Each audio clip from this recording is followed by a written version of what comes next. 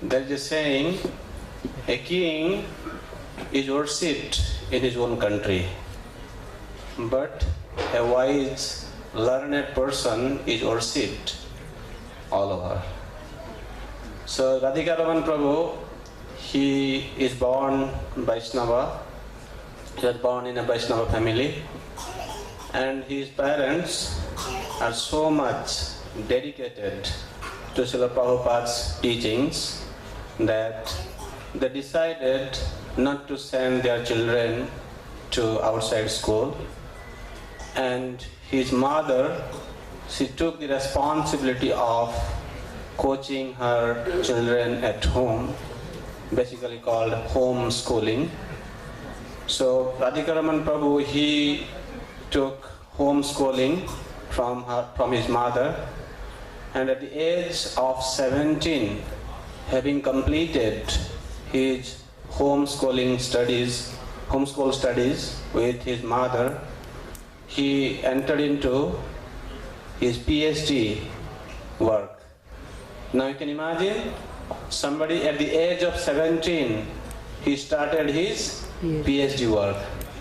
And his PhD started on Jiva Goswami's Sat Sandarbha. I do not know how many of you know this Sat Sandarbha. It's a kind of quite a technical book. Mostly the essence of Gaudiya Vaishnava philosophy is being described by Srila Jiva Goswami, and that is the topmost book for us. And Srila Prabhupada says in Chaitanya Charitamrita, anyone who has not studied Srila Jiva Goswami's Sandarbha, he has not entered into bhakti. So now you can understand the gravity of Srila Prabhupada's statements. He is making like this.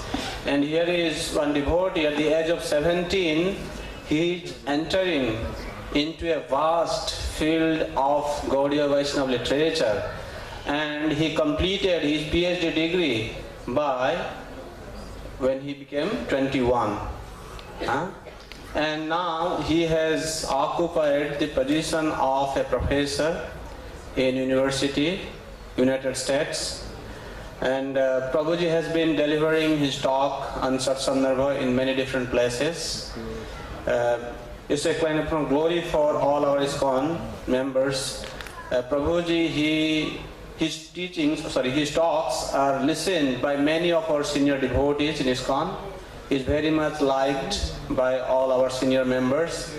And His Holiness Bhakti Purushottam Swami Maharaj also, he has a lot of love and blessing for him. That's why Maharaj has called him, invited him to come to Mayapur on this auspicious occasion of Sravana Utsav to give us his association.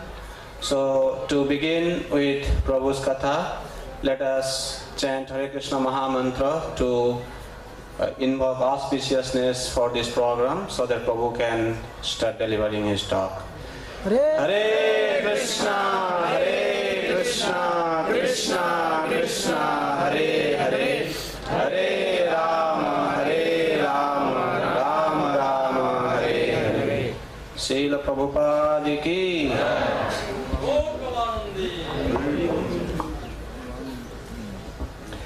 Om Jnanatimirandhasya Jnananjanashalakaya Chakshurunmilitam Jena Tasmai Shri Gurave Namaha.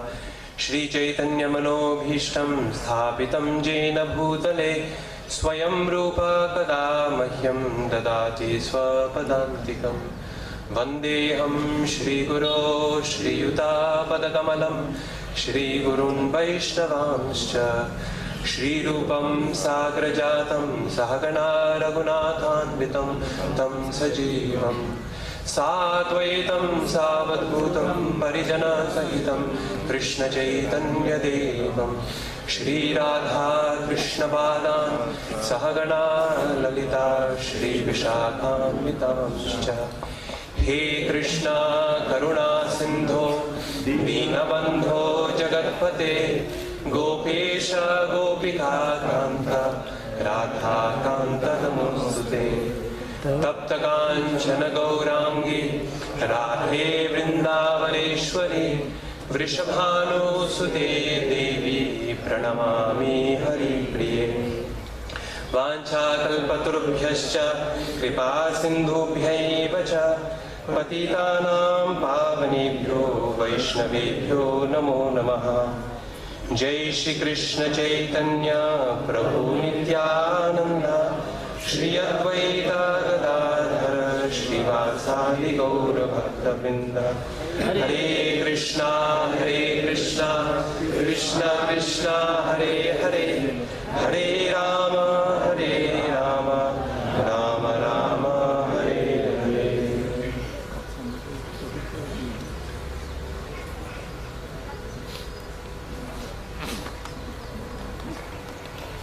Hare Krishna. So, thank you all very much for coming this evening. I come from the United States, and one of the most important characteristics of the United States, where I grew up, is that it's a country where the flowers have no smell. You can go to the best flower shops and find beautiful, beautiful flowers. Very large flowers that have absolutely no fragrance. So now I'm wearing this garland made of these small white flowers, which is completely distracting me from my service of giving this class. I've never worn perfume in my life, and now I feel like I'm wearing perfume. So anyway, this seminar is called The Philosophy of Srila Jiva Goswami.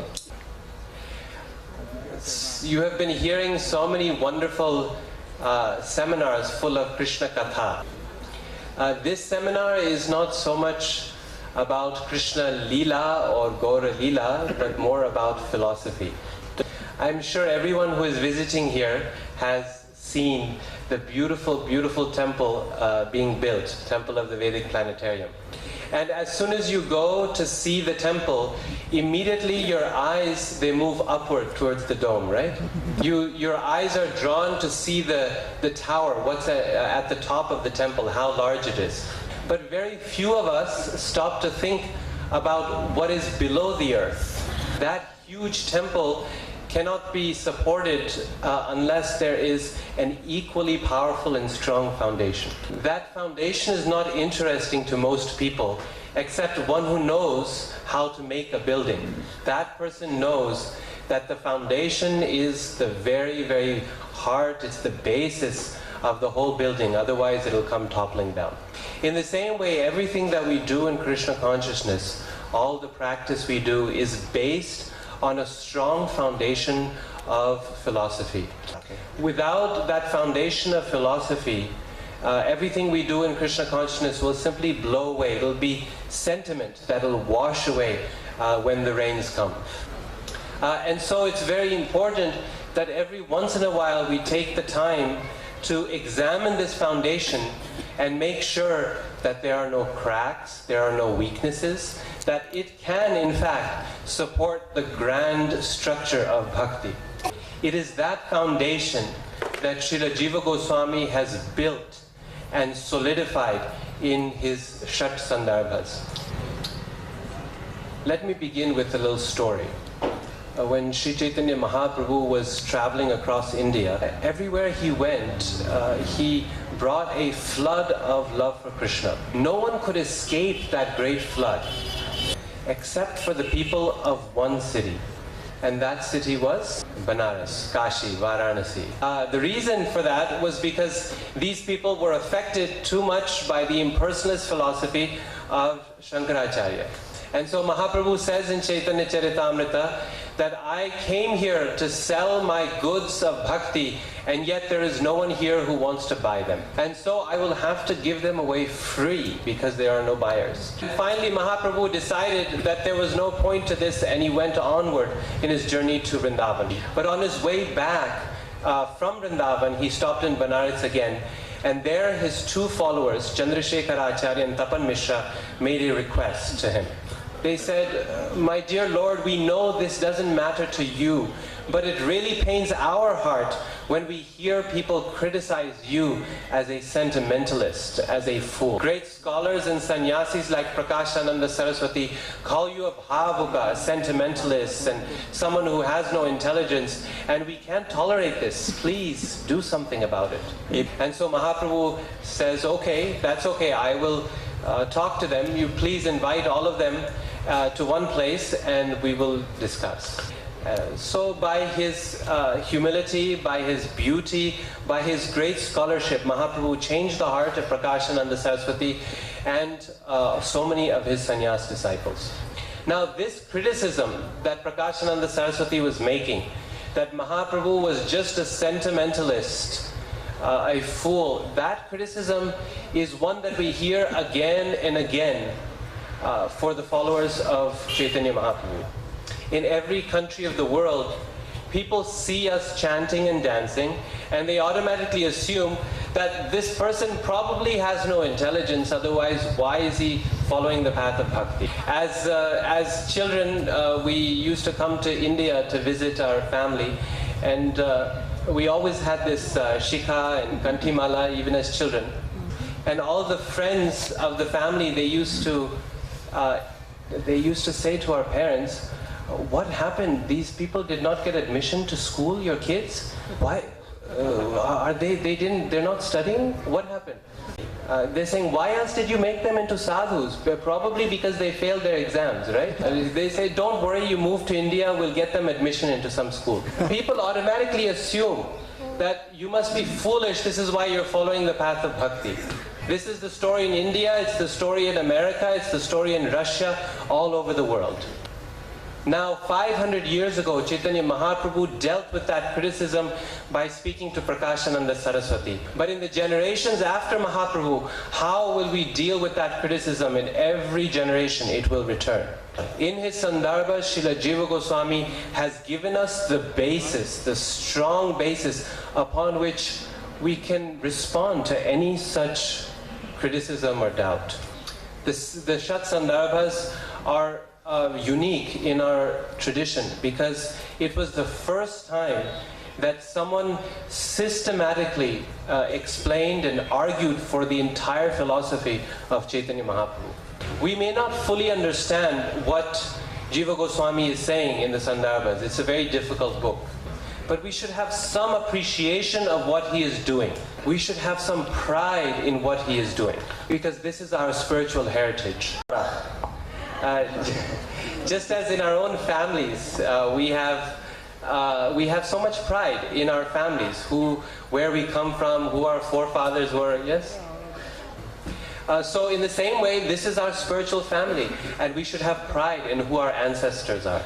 Even from an objective perspective, from an academic, scholarly perspective, Chaitanya Mahaprabhu's movement has produced more scholars and philosophers and poets and writers than practically any other movement which is 500 years old. Every devotee, many we have heard about like Rupa Goswami and Sanatana Goswami and Jiva Goswami. Others we may not have heard so much about, but every devotee has been written so many wonderful books and so much beautiful poetry.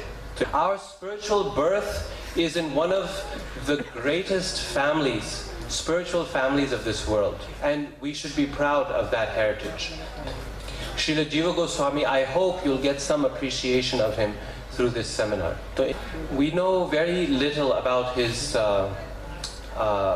life because he didn't have a direct role to play in Sri Chaitanya Mahaprabhu's pastimes, so his biographers don't say too much about him. We know that he was the nephew of Srila Rupa Goswami and Sanatana Goswami, the son of their brother Anupam Goswami. His father passed away very early after he heard instructions from Mahaprabhu with Rupa Goswami. Soon after that, Anupam Goswami left this world. And from a very young age, Jiva Goswami showed exceptional ability at philosophy and exceptional detachment from the world. Some authors say at the age of 12, others say at the age of 24, but one way or the other, at a very young age, Jiva Goswami left home. He came first to Navadvip Mandal where he met Srila Nityananda Prabhu. And he received a personal tour of Navadvip Dham with Nityananda Prabhu. Who could be a better tour guide for your Navadvip Mandal Parikrama? Mahaprabhu had left this world, but he met all of the associates of Mahaprabhu who were still there. And at the completion of this tour, Nityananda Prabhu gave Jiva Goswami a very important instruction. It was the same instruction that he gave Krishnadas Kaviraj Goswami in a dream. Go to Vrindavan, where all things will come to pass. And so Jiva Goswami headed in the direction of Sri Vrindavan Dham. But before he arrived in Vrindavan, he stopped one other place. He spent 1 year in Banaras, Varanasi, the same city that Chaitanya Mahaprabhu went to and was initially turned away by the Mayavadis of that place. Jiva Goswami returned to Banaras, and he went to learn under the scholars of Kashi, of Varanasi, in order to learn all the different areas of knowledge, including Advaita philosophy. He learned all the 6 systems of philosophy just so he could use them and establish then Mahaprabhu's philosophy. He took the standard education of his time and used it in Mahaprabhu's service. After 1 year, in 1 year he mastered everything, and then he went to Vrindavan. And you know in Vrindavan what he did? What service he started with? It wasn't writing books or discussing philosophy. He was humbly serving Rupa and Sanatan Goswami by preparing their manuscripts, their paper for writing, the palm leaves. He was fanning them, he was cleaning up after them, just doing menial service. By his humility, by his devotion, he very quickly endeared himself to all the Goswamis of Vrindavan. And very quickly from an assistant he became a collaborator and a writer with the other Goswamis. He was so dear to the other Goswamis that they would all gather in the Radha Damodar temple to discuss philosophy, to discuss Krishna consciousness. The Radha Damodar temple is Srila Jiva Goswami's temple, but it's not the largest temple of Vrindavan. It's quite small actually. But they met there because of their affection for Jiva Goswami. They understood that he is the future of our movement. And Srila Prabhupada, he says that the Radha Damodar temple is the spiritual center of the Krishna consciousness movement. He says that all the Goswamis would gather there to plot out the international expansion of the Krishna consciousness movement. So the fact that Srila Prabhupada also began his meditation for preaching Krishna consciousness in the Radha Damodar temple of Jiva Goswami is not a coincidence, it's not by chance. When the other Goswamis left this world, they all left their assets, their libraries, their temples in the name of Jiva Goswami.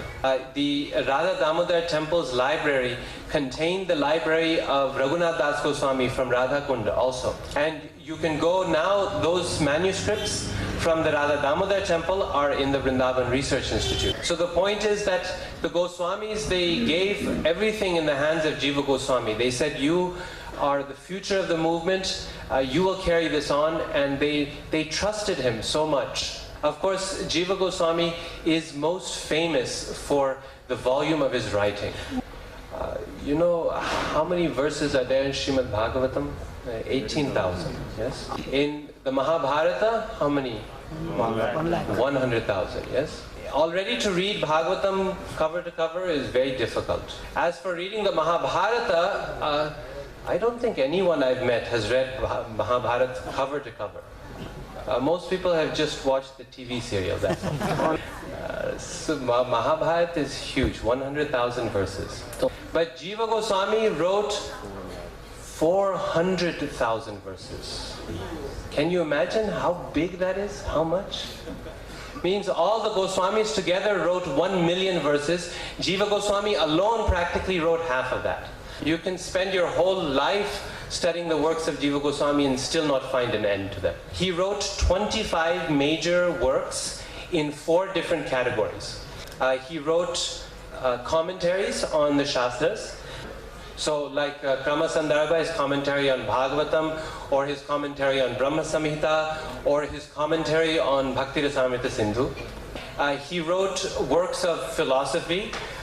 Perhaps the most famous is the Shat Sandarbhas. He wrote works of poetry and literature. The most famous of these is Gopal Champu that Bhakti Purushottam Maharaj was speaking about this morning. The Gopal Champu is so difficult as literature that every verse practically you have to translate 3 times in order to get the 3 different layers of meaning. And then he also wrote manuals for how to write Sanskrit literature. So for example, the most famous is Harinam Amrita Vyakarana, which was his Sanskrit grammar, in which he teaches Sanskrit grammar using Krishna's holy names as the main grammatical forms. But he also wrote a manual called Samanya Champu Lakshana, which is a guide for how to write Champu literature. Do you know what Champu literature is? Champu means that it's a mix of poetry, verse, shlokas, and also prose or normal long writing. And this style of writing, Jiva Goswami, practically he is the first person to have developed this style of writing into its own category of literature. And so he wrote a guide for other authors for how to write Champu literature. For someone to write grammatical manuals, plus commentaries, plus philosophy, and plus poetry, this is not possible in any one author to write all of these things. It means philosophers don't write poetry, poets don't write philosophy. So Jiva Goswami's contribution was vast, 400,000 verses. But it wasn't just large in quantity, it was also so deep in quality. You know, people who write cheap novels, they can write a lot of books. If the quality is low, then the quantity can increase. But Jiva Goswami, his every work was as deep as it is vast. You know, when of these 25 different works that Jiva Goswami wrote, I did my PhD on one of those 25 called the Shat Sandarbha. And the Shat Sandarbha has 6 parts. This is why it's called Shat Sandarbha. My PhD on one of the Sandarbhas called Paramatma Sandarbha. This Paramatma Sandarbha has 108 anuchedas or chapters. And I did my PhD on one of those anuchedas. And even that I did not do 100%. And that was enough to get a PhD at Oxford University. Now just think how many PhDs could be done on the works of Jiva Goswami. Means this is no ordinary writer. It's no ordinary human being we're talking about. When I first started translating some small portion of the Paramatma Sandarbha for my PhD, Jiva Goswami's language was so difficult. I would spend hours trying to figure out the meaning of 1 or 2 sentences. One time I spent the whole day translating just 3 sentences from Paramatma Sandarbha. Jiva Goswami, he says there that he's basically in that sentence he's explaining why Lord Krishna or Lord Vishnu is the original speaker of Srimad Bhagavatam. And in order to make his point, he argues from Shankaracharya's commentary on Vedanta Sutra. He says that in Shankaracharya's second commentary on this particular sutra, he makes this point and uses this method. If we apply the same method to this situation here, then my point is proven. So first of all, I thought Shankaracharya only wrote one commentary in Vedanta Sutra. How could it be his second commentary? So I looked up the sutra Jiva Goswami was mentioning. And in fact, on that one sutra, Shankaracharya has given 2 different commentaries. So I studied the second commentary that Jiva Goswami was referring to. And I thought, why is Jiva Goswami quoting this? This is against Vaishnava philosophy. And then I remembered that he's not accepting the conclusion. He's only saying that we should use the method that Shankaracharya is using. So I took his method, Shankaracharya's method of argument from that sutra, and applied it to what Jiva Goswami, the verse he was talking about in Bhagavatam. And in fact, we reached the conclusion that Jiva Goswami wanted. All of that Jiva Goswami did in 2 sentences, and it took me the whole day to figure out. Means, for Jiva Goswami, it was an obvious point that oh, anyone who's reading this should obviously know Shankaracharya's commentary by heart. One thing I learned that day was that Jiva Goswami is not writing for me. In fact, the people that Jiva Goswami is writing for practically do not exist today in the world. Maybe a few scholars in South India or someplace like that, but in general, they don't exist anymore.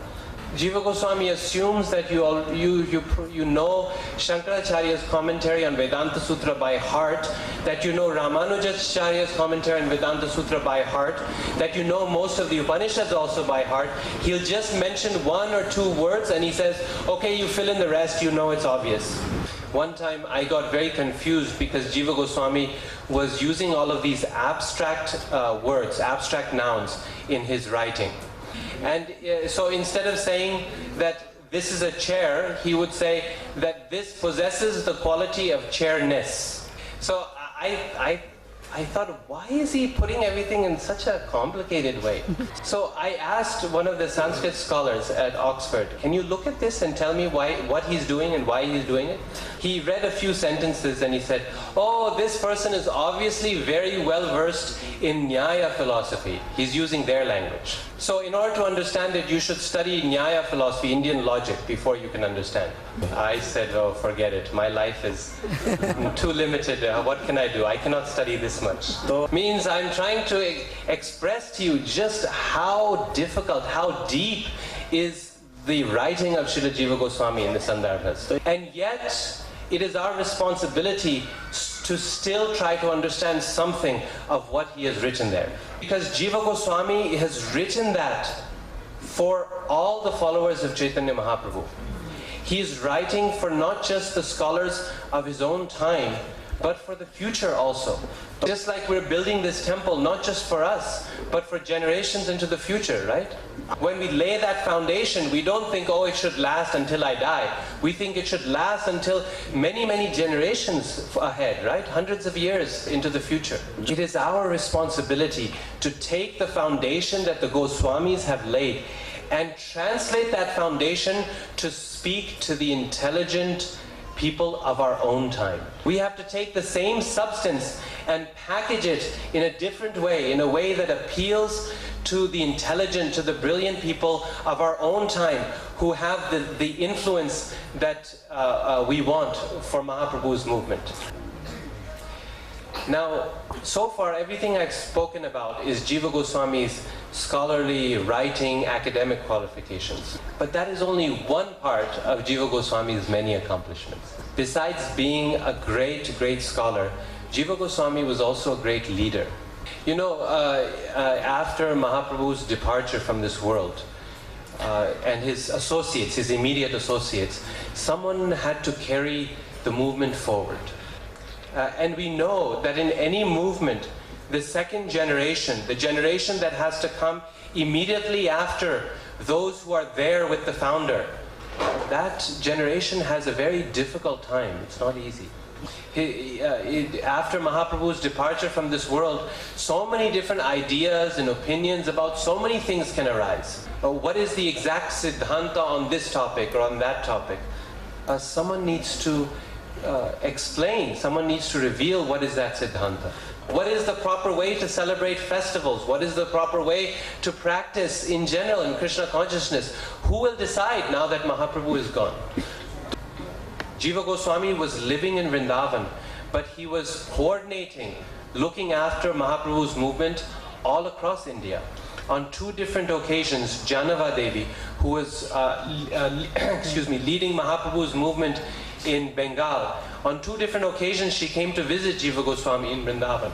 And on both occasions, Jiva Goswami treated her with the greatest honor and respect. But at the same time, he gave direction on various matters of philosophy and leadership about the movement in Bengal. We know that Jiva Goswami stayed in regular touch with his students in Bengal, Srinivasacharya, Narottam Das Thakur, Shyamananda Pandit, and Orissa, and guided them on various aspects of running the movement. We know that he was editing and polishing the works of the Goswamis and then sending them to Bengal for the devotees to read and understand Gaudiya Vaishnava Siddhanta. In this way, he was leading the movement and making sure that the movement stayed unified and didn't split and shatter and schism into so many pieces after Mahaprabhu's departure. So he was a great scholar, he was a great leader, but he was also a great manager. By manager, I mean he was looking after the legal, financial, political aspects of the movement also. You know, when the Goswamis, they built these beautiful large temples like Radha Govinda temple, Radha Madan Mohan temple, they left all of these temples to Jiva Goswami to manage. And keeping and protecting property at that time was even more difficult than it is now. And Vrindavan has been for over 1,000 years the favorite place for invading armies to come and destroy to get all the wealth from the temples. Anytime the rulers would run out of money, they would think, let's do a raid on Vrindavan and get more money. Some of the Mughal rulers were very broad-minded, but others were very, very fanatical. Why are those temples of the Goswamis still standing today? There's no reason they should be standing here today. So many times temples have been destroyed and rebuilt. Why do we still have those original temples? It's because Jiva Goswami worked out treaties and agreements with the rulers in Delhi in order to preserve these temples for the future. And because the Mughals, they needed the Rajput support in order to keep their rule in North India. Therefore, they did not touch the temples that were protected by the Rajputs. When the armies come to destroy, they might be very, very dangerous, but they're not blind. They destroy some things, they do not destroy other things. They knocked off a few stories from the Govinda Dev temple, but overall, all of those temples are still there. You know that Jiva Goswami wrote the first will in India's history that we still have. As historians study Jiva Goswami not because they're interested in Shastra, but because he wrote this earliest final will that we have from anyone in India. In other words, he was using the most innovative legal systems and technologies of his time in order to preserve the temples. And then you can still go to the Vrindavan Research Institute and you can see a copy of this will written by Jiva Goswami. And the will is signed by all the great Vaishnavas in Vrindavan living at that time as witnesses to his will. And he says, oh, the Radha Govinda temple should be cared for in this way. This person should be the priest after him. This person should be the priest, and so on. He arranges all the future worship of the deity in this will. We know that the Goswamis were amazing devotees and they were amazing writers, but sometimes we forget that they were also doing the day-to-day, getting their hands dirty, so to speak, with the management of the movement in very practical terms. So Jiva Goswami, he's a great scholar, a great leader, a great manager, and one more. But he was also a great teacher. The Vaishnavas, the Gaudiya Vaishnavas of that time, from all around India, were sending their disciples, their own disciples, to study with Jiva Goswami, to learn Vaishnava Shastra and Gaudiya Vedanta. And his most famous students we know, Srinivasacharya, Narottam Das Thakur, Shyamananda Pandit. And each one of them practically established a major aspect of our movement. Shyamananda Pandit and his disciple, Rasikananda Thakur, were responsible for spreading the movement all throughout Orissa and Assam. Narottam Das Thakur started the entire system of celebrating festivals and doing kirtans. And Srinivasacharya is a great scholar of Srimad Bhagavatam and the works of the Goswamis, and he changed the hearts and minds of even kings. Now just think about it. How is it possible that one person can be a great scholar, a great leader, a great manager, and a great teacher at the same time? Means these things are not found together in one person in this world. you know the greatest scholars and professors are not very good teachers. You can go to big universities like Harvard and Oxford, and they've got their head so much in the clouds with big ideas that it's impossible to explain it in simple terms to someone who doesn't know anything. And great scholars are generally not very good managers either. They have trouble managing their own lives, what to speak of managing others. In America, they talk about the absent-minded professor. The professor who forgets where his own home is because he's so... means these things are not found together in a person, normally speaking.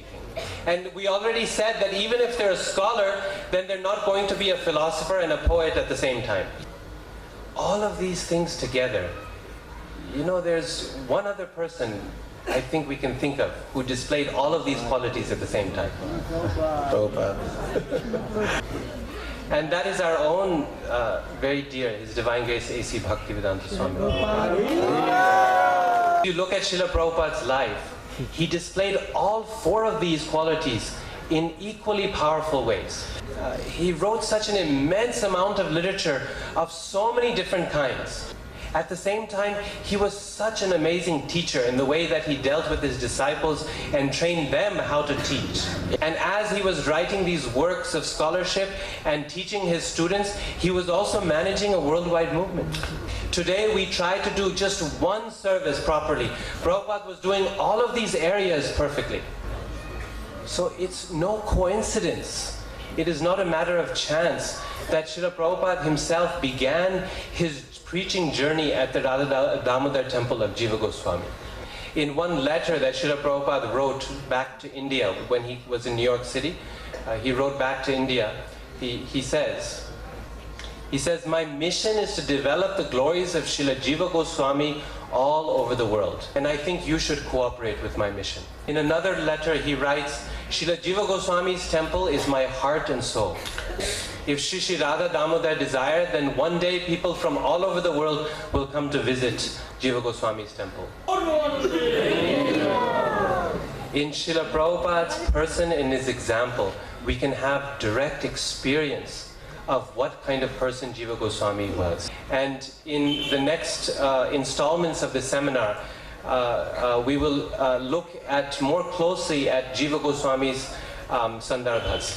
One of the things that I learned from studying the Sandarbhas was that all of these things that Jiva Goswami talks about in the Sandarbhas, Prabhupada gives in his purports to Srimad Bhagavatam.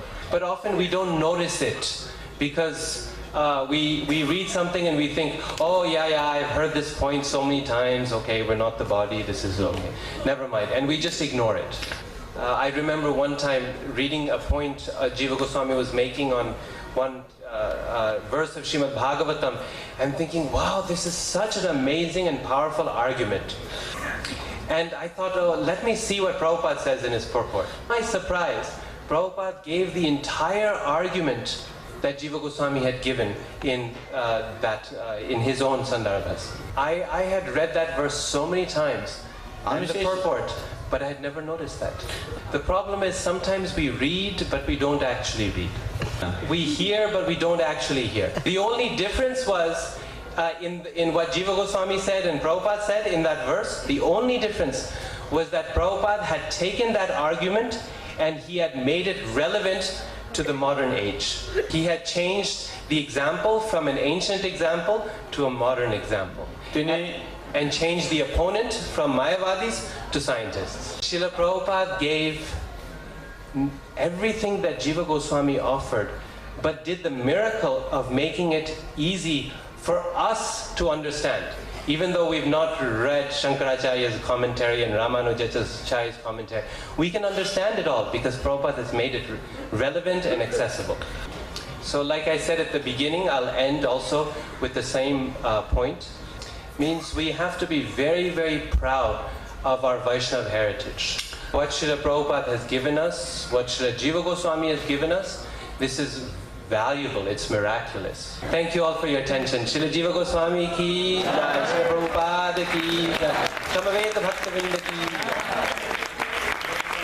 So let me just explain in more detail what we're going to do tomorrow.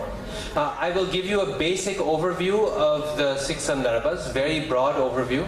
And then we're going to particularly look at Jiva Goswami's commentary on the first 4 sutras of Vedanta Sutra and try to understand how he establishes Achintya Bheda Bheda.